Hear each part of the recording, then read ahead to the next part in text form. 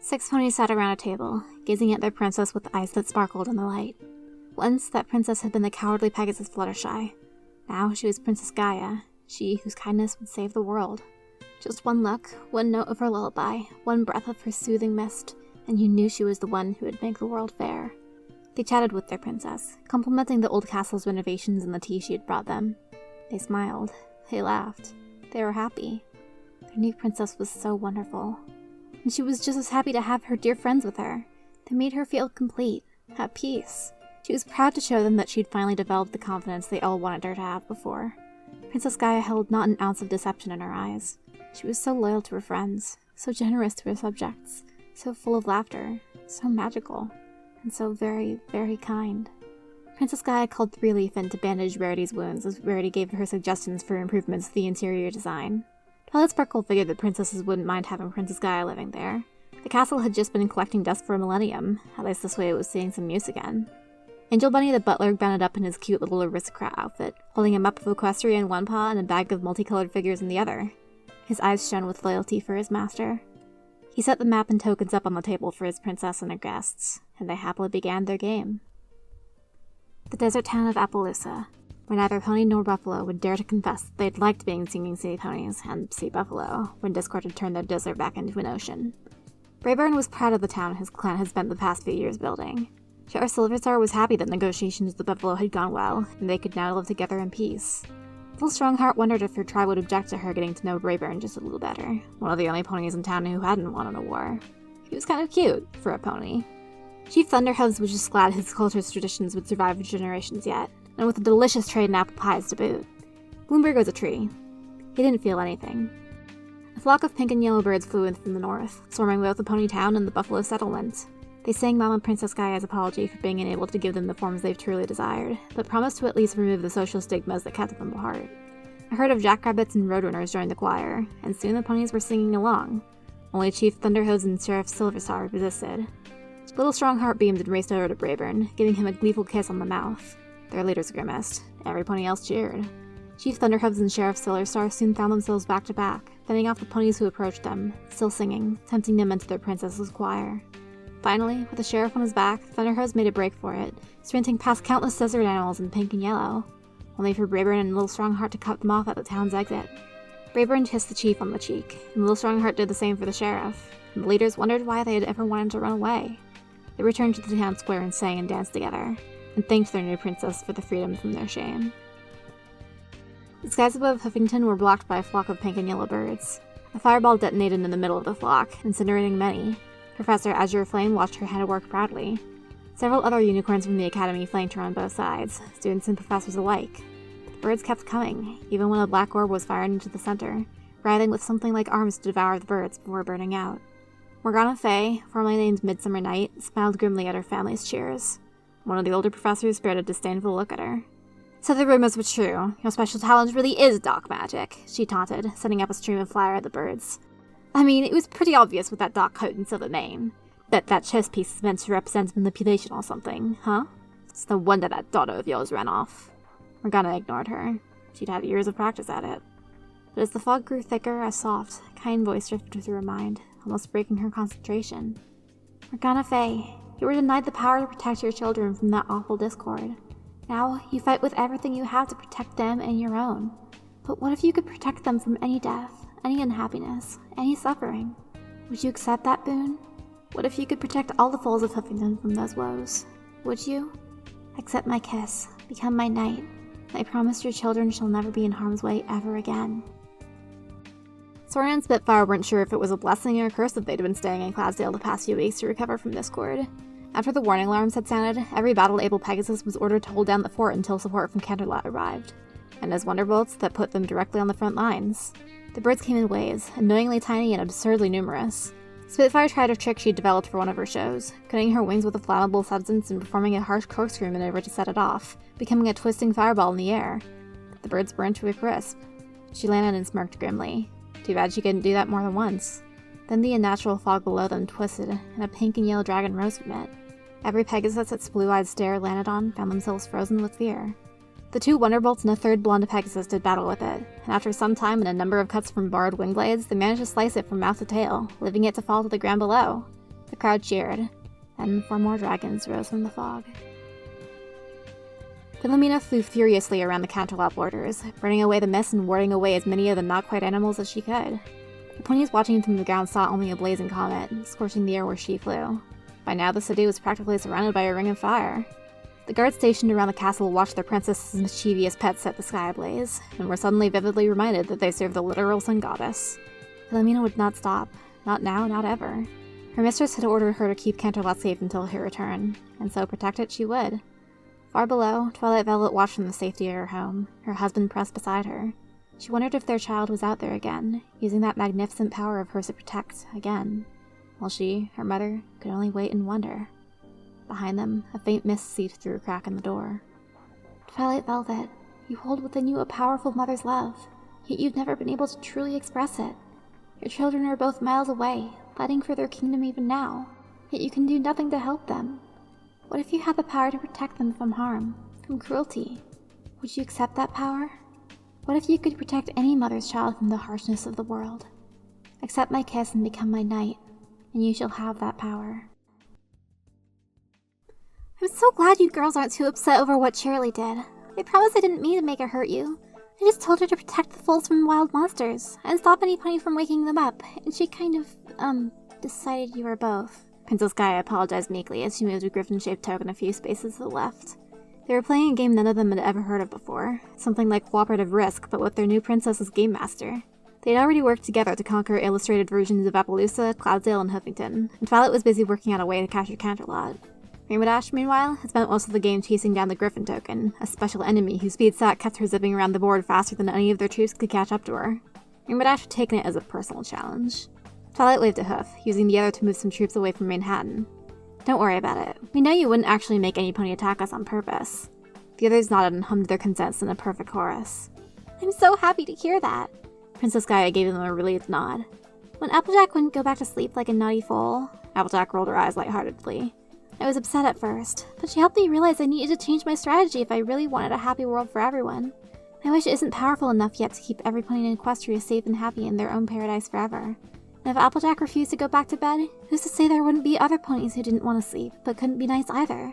But I still want every pony, everyone to be happy and get along. So thank you, girls. Princess Gaia had already asked Twilight to help her design a spell to protect her foals from random accidents like falling trees or bad falls. She hoped she and the other princesses would have enough power to cast it over the entire planet. Twilight smiled. They're called the elements of harmony for a reason. Maybe more than one. They're supposed to balance each other. They aren't meant to be used on their own. We're here to help you, princess. You shouldn't have tried to do this all on your own. Trixie just nodded along, well remembering the lecture Twilight had given her on the subject. I really just wanted you girls to be happy. And you were, weren't you? You all got a happiness you couldn't have gotten otherwise.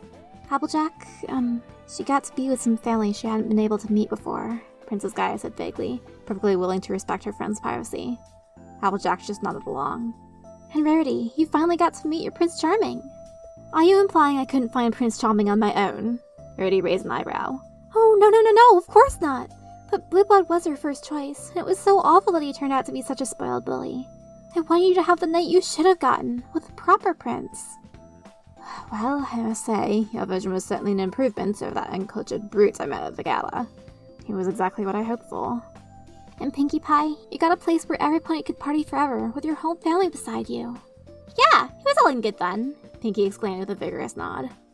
And Twilight, you not only got to be with us and Spike forever, but with Princess Celestia too. I don't think I even realized how much I missed being close to her. I guess I wanted to eat my cake and have it too. And you, Trixie, you got what you want more than anything. Twilight's life. Being a real hero, not just one who had to lie about her accomplishments to make herself seem heroic. You want to be the one Celestia chose to guide us to save the world. You wanted a family who didn't overlook you. You wanted the chance to have friendships as strong as hers. Twilight startled and looked at Trixie. Trixie, you envy me? Trixie looked at the table, cheeks slightly flushed. I didn't want to think that I did, but I was happy as you. No doubts, no fears, just the courage that comes from the princess herself putting her faith in you. A greatness that no one in 1,000 years will be able to forget. Trixie, I'm scared all the time of disappointing Princess Celestia.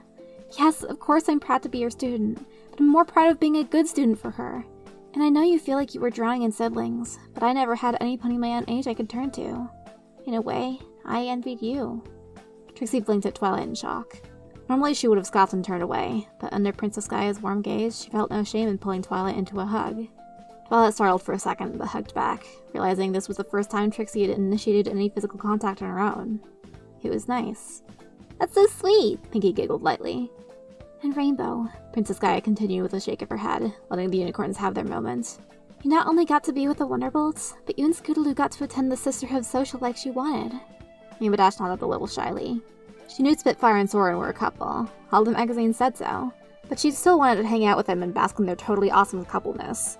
And she really had wanted to go to the Sisterhood social, but she didn't want to risk ponies asking why Scootaloo's parents weren't there cheering her on. She'd been searching for them these past few weeks, even braving Cloudsdale to ask around. She hadn't given up on them. And most importantly, Rainbow, said Princess Gaia with a knowing smile, didn't I give you what you wanted more than anything? Rainbow Dash remembered hearing the scream. Remembered seeing little Fluttershy fall from the cloud, too panicked to spread her wings.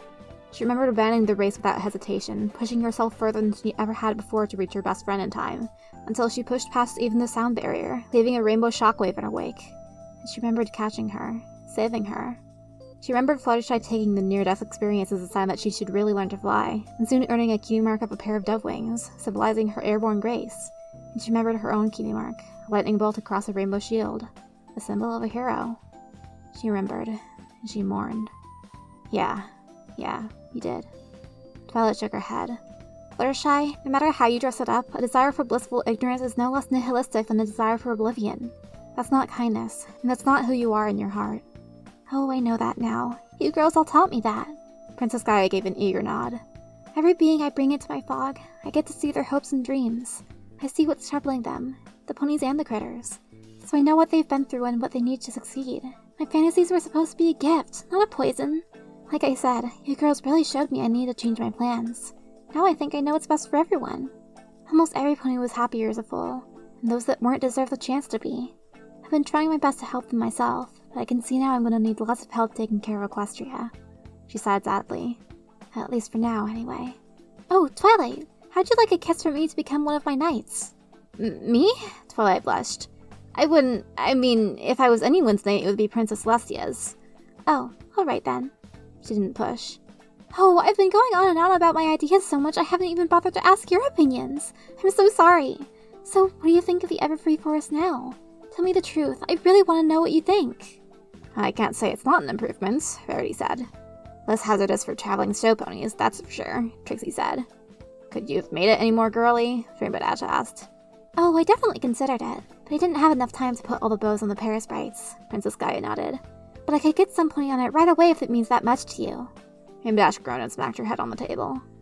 Oh, I didn't think it was that bad. But couldn't you have invented a candy tree while you were at it? I don't think that'll ruin everyone's farms like AG said the Chocolate Rain would. I'll be sure to get right on that, Princess Gaia giggled warmly. It ain't that much different from the rest of Equestria, besides a couple details, Applejack admitted. Princess Gaia had asked for an honest answer. Twilight gave her one. Fluttershy, you can't go completely changing an ecosystem like this so fast. You can't know you aren't going to mess up the food chain without months of careful observation. The golden alicorn's wings and ears wilted slightly. But if I'd waited and done it all properly, then more animals would have died from eating each other. Fluttershy, animals developed intelligence from the struggle between predator and prey. That conflict is what gave birth to what would evolve into reason. Trees don't think because they've never evolved the need to. Trees feel, the alicorn offered meekly. Twilight decided not to debate that point. But they don't think, Fluttershy. An animal's need to adapt is what allows it to improve itself. You know animals better than anyone. How did you not realize this? Princess Gaia remembered the cruel, cruel world she had been shown. Because I'm stupid. Her head lowered until her horn tapped the table. Birdie slammed her hoof down, making the tea set rattle. Fluttershy, you are not stupid, and I shan't tolerate you calling yourself that again. The alicorn flustered a little and let out a small, embarrassed laugh. Sorry, I guess I sort of let the power go to my head. The fools of the fog-covered Ponyville had great fun tearing the curtains from the dance club and helping the birdies get rid of all the stinky drinks. Little Mixer-Upper had started going through her karaoke machine to take out the bad grown-up music so they could have a proper dance party. Once they decided a grown-up dance club had no place in their town of fools, the owners of the club had readily agreed to have the building turned into an indoor playground with an attached milkshake bar. The local carpenters were already measuring the walls to see how many slides they could fit. When Colt was jumping around the empty club floor so much, he tripped and fell, badly skinning his knee. He began to cry. In an instant, the fools around him began to comfort him, didn't matter if they knew him personally. He was one of them. Little Red Heart's medical knowledge trickled back in just long enough for her to retrieve disinfectant and a band-aid to clean and dress the small scrape. Then the knowledge submerged itself again, having served its purpose, and left the failure to enjoy fullhood without the burden of responsibility. Outside, a little pink unicorn stood vigil outside Ditzy Dude's house. She turned down any request to play with the others, and even the flock of birds learned to leave her be after a while. Dinky, Ditzy, please won't you come out? I don't care if it's to be a knight or a sister or a mama. Just, please come out and play? She could sense that Dinky wanted to come out and play with everyone, but Ditzy wouldn't let her. She didn't feel too upset with Ditzy for that. Mamas always knew best, but it didn't make her any less sad. She tried very hard not to cry, because she didn't want Ditzy to feel guilty for staying inside, but she never stopped asking. Meanwhile, in another part of town, a brown earth pony colt played ball with some of the ponies around town. His mane was still a little damp from being dunked in the lake to wash off that icky hair gel. The colt remembered his parents telling him not to play with the poor foals, but he didn't really get why. Having a lot of money didn't seem to make him any better at catch or anything. Normally, he'd be scared of his parents seeing him play with the commoners, but he didn't feel afraid anymore. Off to the side, a small purple dragon with magic wings and armor acted as referee. Spike was a little upset in the cheese of his dream, but Fluttershy had apologized and made him a knight in exchange. A knight! He kind of hated the girly butterfly wings that came with the fancy armor, but he remembered how much Rarity had loved her own gossamer wings, and that ladies loved a guy in uniform. Rarity was sure to be impressed with Sir Spike of Princess Gaia's knighthood. Admittedly, he thought Princess Gaia's idea was a little creepy at first, but the brats weren't nearly as bad as he thought they'd be, and he'd take an endless childhood over an endless night any day. Night, rotation of the planet. Princess Gaia had offered to make him an adult dragon as well, but he wanted to see if the armor and wings won over Rarity first, and he didn't want to give up his bed in the library either. Besides, all the foals were looking up to him already. Of course, the number 2 assistant just had to get in on the act. Owlicious had given Fluttershy a much sterner talking to than Spike had, but it stopped when he realized how he was hurting the poor alicorn. While he was reluctant to accept the knighthood of another goddess, Princess Gaia promised his main duty would still be to Twilight Sparkle and her friends. He'd just help look after the foals in the meantime. He decided it was worth it if he could better serve his master, though the sparkly wings would definitely take some getting used to. Okay, I've personally spoken with every pony my fogs touched, and I'll be sure to speak to every pony else I touch from now on. Thank you for showing me dreams by themselves won't be enough to keep everyone happy. Twilight nodded sagely. If you command some pony to be happy or like you, then they aren't really happy and they don't really like you. Trying to reprogram like that makes them no better than dolls. A white rose is still a white rose even if you paint it red, Pinky chirped. Princess Gaia shook her head. I didn't order any pony to love me. If they love me, it's because they respond to the love I give them when we speak. Only a pony who doesn't want to be loved would reject me. If they're happy, it's because they want to be. I didn't erase any pony's memories myself. Anything they forgot was something they themselves wanted forgotten. And I didn't command any pony to be happy. Even my dreams only gave them the experiences they needed to find happiness for themselves. I never once ordered any pony to do anything. I'll admit, I didn't ask any pony about the dreams because I knew if they were prepared for them, they might be too stubborn to accept my gift, like Applejack was. But I never forced anything. I just offered. The only command I gave them was to let go of their fear and be happy. A pony who doesn't want to be loved. Applejack thought of Mita. The foals that made up nearly the entire population of Ponyville hopped and skipped along the path to the Everkind forest, their eyes sparkling in the fog-dimmed sunlight. They were going to be the first foals to tour the Everkind, and at the end they'd get to play in Princess Gaia's private amusement park. Mama Princess Gaia said it was her way of saying thank you for accepting her gifts. Minnie Mare led the march with Ray next to her, while Little Mac and Greenie Smith brought up the rear. The Knights and Sparkler stayed behind just in case Pip and his family or Ditzy and Dinky changed their minds and came out to play. But it was only a hop, skip, and a jump to the Everkind forest. They were still within earshot in case something went wrong on the way. The foals slowed down a moment to watch a flock of white and gold sunbirds fly overhead, led by a bigger one with pink tail feathers. They giggled at a tiny birdie in the back who zigged and zagged like he was still learning how to fly. Then they stopped to watch the flock take roost on one of Ponyville's roofs behind them. But they did hear Amir's voice singing. All the foals slowed to a stop. The song was simple, with no real force behind it. Just a song for the sake of singing. It was gentle, in a way that reminded them of daybreak. My little pony, isn't the world a lovely place? My little pony, everywhere you go a smiling face.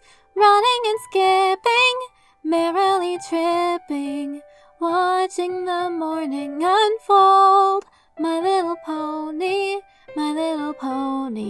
what does the future hold? Far away, but not far enough, Diamond Tiara turned her head, hearing a voice as warm as the summer breeze and as beautiful as the sunrise. It was distant, but something inside her stirred. It made her think of a trip she'd taken with her parents to Manhattan. Something inside her wanted desperately to sing back. "Ignore it!" boomed a voice so hard she shrunk back to her hopes. The ringing in her ears drowned out the sun-like song. "Only bad little fillies who don't care that their mothers stay sick forever listen to that song. Ignore it! You are not to think about it or pay any attention to it at all!" Shaking, crying, Diamond Tiara clapped her hooves harder to her ears.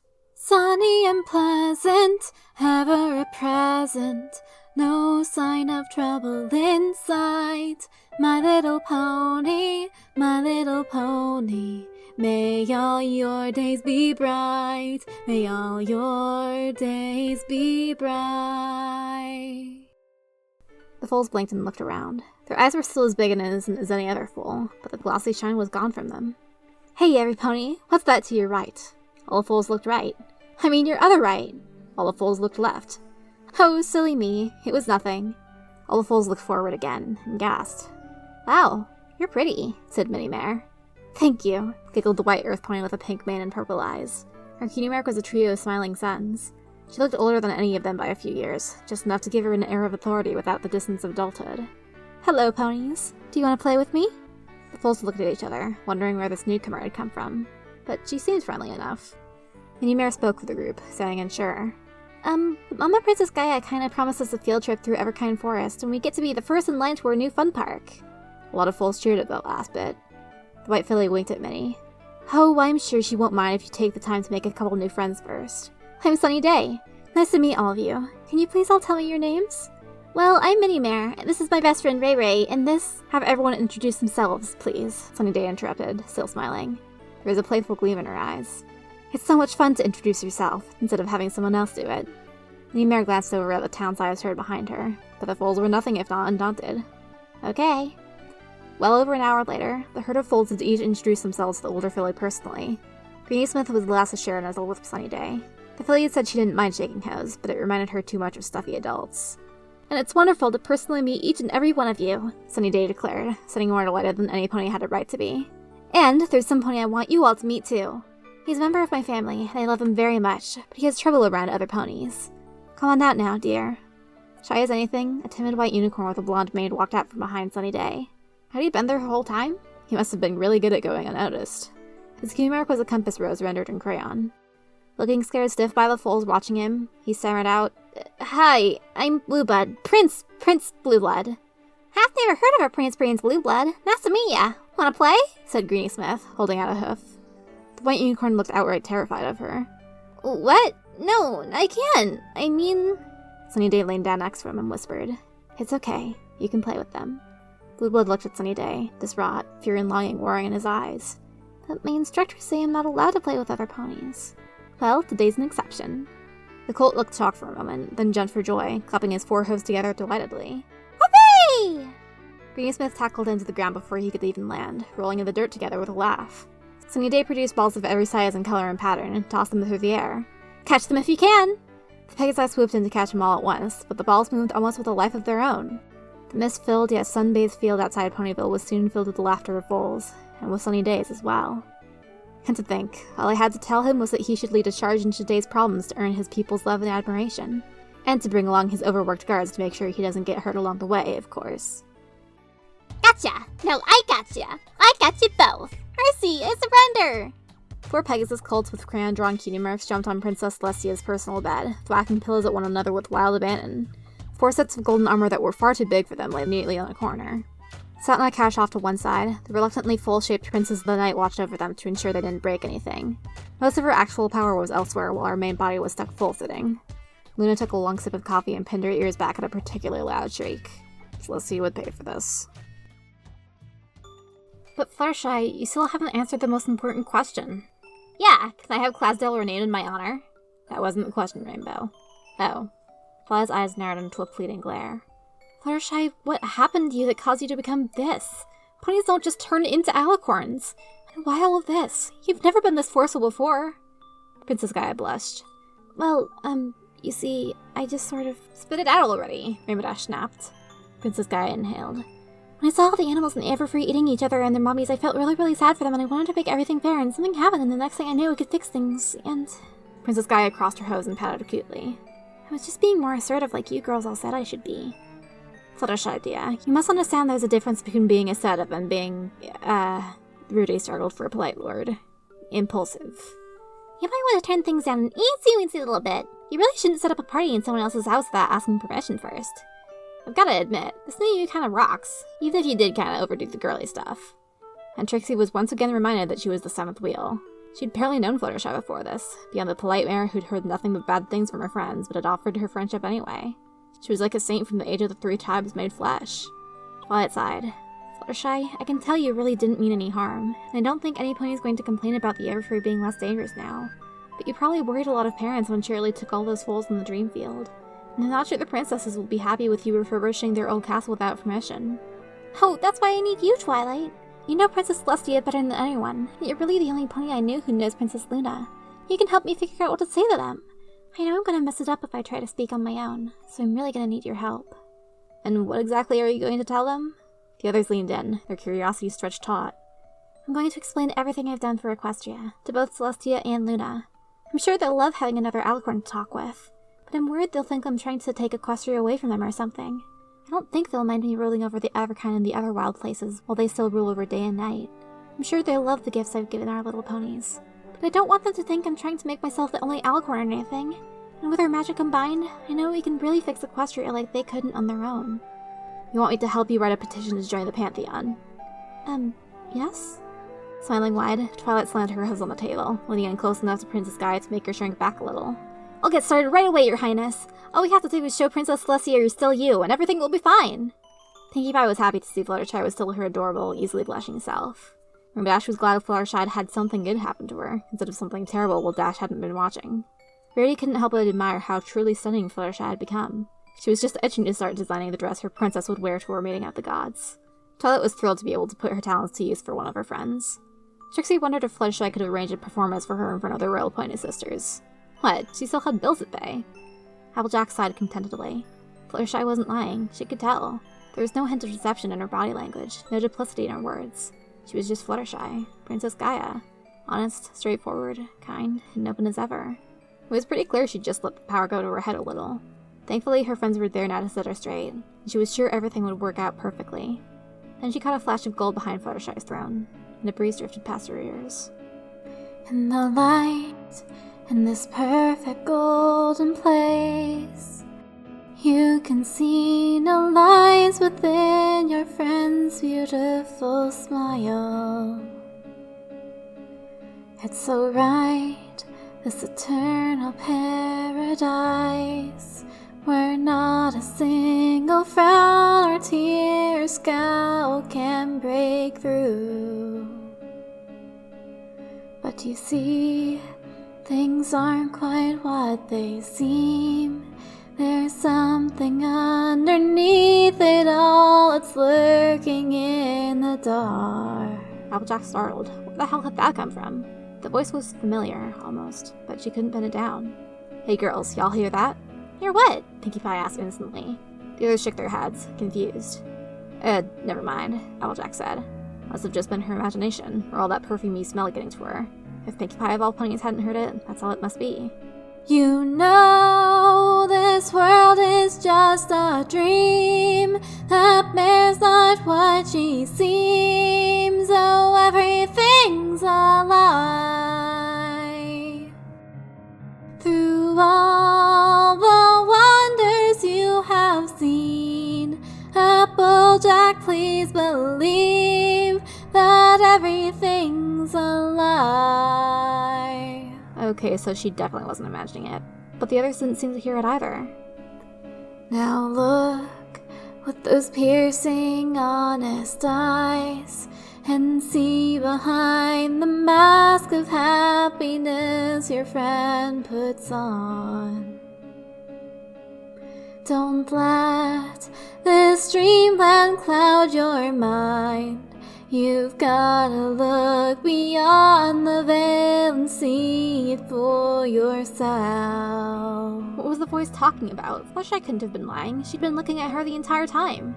There wasn't anything in your pure, beautiful eyes, not a hint of deception to be seen. You know, this world is just a dream. The mare's not what she seems, so everything's a lie. And though you don't want to be mean, Applejack, please believe that everything's a lie. Don't want to be mean? What in Equestria was the voice talking about? Like how she was just gonna trust some voice in her head only she could hear. You know all her reasons to keep you from seeing everything is actually a lie. But look past her smiling, see all the pain she's hiding. Everything is actually a lie. She was trying. She looked a dozen times already and saw nothing. What tiny detail could she possibly be missing? She glanced around at the others, wondering if it was something with them, then froze. In every one of her friend's eyes, she could see it, a hint of not quite deception, refusal to say absolutely everything that came to mind, but also their honest hearts, let free in the presence of their dearest friends and their new princess. Princess Gaia, Fluttershy, had none of that. She had nothing at all. She was nothing at all. Fluttershy, stop this here right now! The chatter stopped. Everpony looked at her.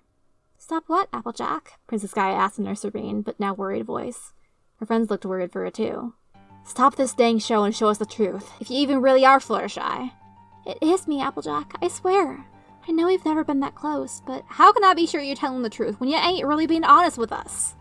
Princess Gaia shrank back, looking close to tears. Please, Applejack, don't. Pinkie Pie looked between the two of them in confusion and dismay. Something about this felt painfully familiar. Cut it out, AJ, you're hurting her, Rainbow snarled protectively. Rhodey glared at her. Applejack, I've had just about enough of this. Show us the truth, princess! The mare shook her head sadly. Sometimes a lie is easier to take. You don't want to see the truth, Applejack. Believe me. When all the truth does is make your heart ache, sometimes a lie is easier to take. He growled. You're dang right it's easier, but I ain't no coward. I'm never running for the truth ever again! I'm not lying, squeaked out the Pegasus wrapped in an alicorn blanket. There was a soft sound like cracking glass resounding through the room, causing everyone to look around in confusion. Well, except for Applejack, who never took her eyes off Princess Gaia. I ain't saying you're lying. I'm saying you are a lie! Horror, shock, and despair flashed on the face of the foal masquerading as a goddess. Her eyes welled up. A single tear trickled down her cheek. Then she collapsed into flower petals, leaving only a broken horn behind. In the back of the room, a curtain of mist they hadn't realized was there fell apart, revealing a pair of glowing blue eyes. I should have known I couldn't hide forever, it rumbled. Outside, Angel got the strangest feeling that no one else should enter the throne room no matter what. The creature once hidden in fog slowly shook off the last of the mist and rose to stand on massive, pony-sized claws. When it took its first clumsy steps toward the horrified ponies, the entire chamber trembled. Its coat was a faded shade of yellow, matted and streaked with dirt and blood. The willowy pink vines that they'd mistaken for a curtain turned out to be its mane and tail, dotted with delicate white flowers. A pair of teal gossamer wings were folded tight to its back. Its body was still equine, its long alicorn-like legs and neck bent slightly to avoid the ceiling. Its face was near skeletal, stained with permanent tear tracks and a slow trickle of blood that flowed from the base of its horn.